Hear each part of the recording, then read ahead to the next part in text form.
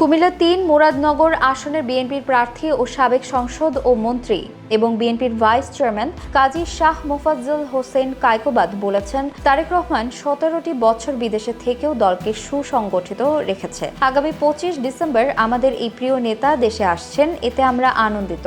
রোববার রাতে কুমিল্লা নগরীর একটি হসপিটালে মহিলা দলের সভাপতি কাজী তাহমিনা আক্তারকে দেখতে এসে এসব কথা বলেন তিনি।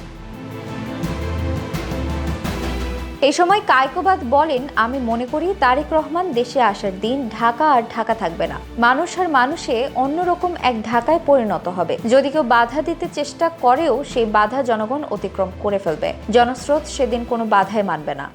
আসলে আমাদের বিএনপি মনা যারা আছেন, তারেক রহমান কে আমাদের মাথার তাজ সাবেক রাষ্ট্রপতি জিয়া রহমান সাহেবের ছেলে।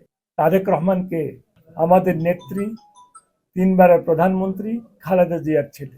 তারেক রহমানকে যিনি আজকে ১৭টি বছর বিদেশে থেকে এই দলকে চালাইছেন এবং সঠিক নেতৃত্ব দিয়েছেন এবং দলকে সুসংগঠিত করেছেন, তার জন্য তো আমি মনে করি যে ঢাকা এমন একটা অবস্থা হবে, ঢাকা ঢাকা থাকবে না ওদিন, মানে মানুষ থাকবে।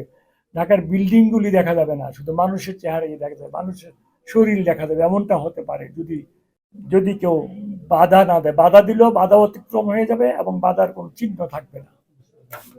চতুর্দিক থেকে এমন মানুষের স্রোত যেতে থাকবে, কারোর বাধা মানবে না ইনশাআল্লাহ।